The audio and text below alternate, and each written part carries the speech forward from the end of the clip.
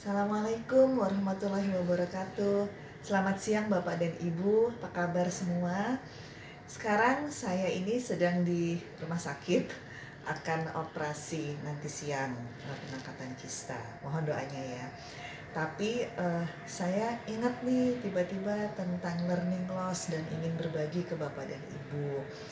Karena learning loss ini kan suatu fenomena yang sedang terjadi ya gitu selama masa pandemi ini, di mana anak-anak belajar secara PJJ.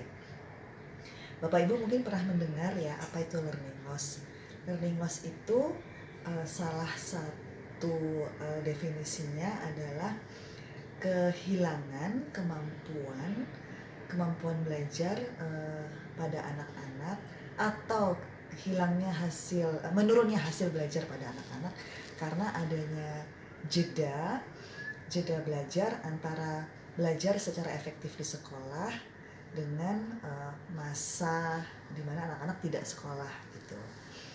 Nah, biasanya learning loss ini bisa terjadi sih selama liburan sekolah, liburan panjang, atau misalnya ada bencana alam di mana anak-anak tidak bisa belajar secara intensif gitu ya.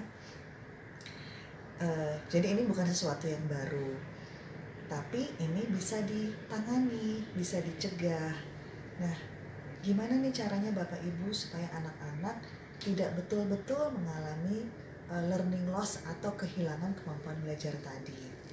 Nah, sebetulnya kalau dipikir-pikir, anak-anak itu di masa pandemi ini, walaupun tidak belajar secara intensif, secara formal gitu ya, melalui sekolah karena PJJ, tapi mereka tetap loh bisa belajar di rumah bersama bapak dan ibu, atau bersama orang dewasa di rumah. Belajar apa? Belajar hal-hal yang berkaitan dengan keterampilan hidupnya. Belajar mengenai kesehariannya, mengenai apa yang terjadi di sekitarnya, pengalaman-pengalaman yang mereka alami selama masa pandemi ini. Nah, kuncinya apa supaya pengalaman ini menjadi pembelajaran buat anak-anak kita? Kuncinya adalah jangan biarkan pengalaman tersebut lewat gitu aja, tapi perlu dibahas, diajak ngobrol anak-anak, didampingi, apa sih makna dari kejadian atau pengalaman yang tadi mereka alami gitu.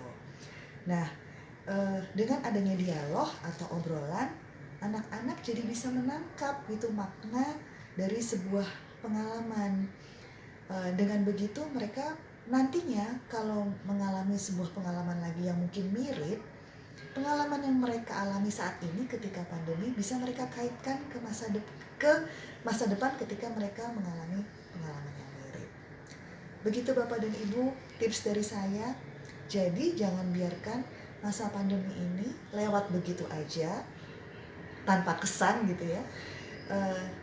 Tapi sebetulnya ini bisa dijadikan momen berharga, golden moment buat anak-anak dan Bapak Ibu untuk menyerap dan memaknai apa sih pembelajaran yang bisa diambil dari setiap kejadian atau pengalaman yang Bapak Ibu dan anak-anak alami. Begitu saja tips dari saya, semoga bermanfaat. Oke, selamat siang semua. Wassalamualaikum warahmatullahi wabarakatuh.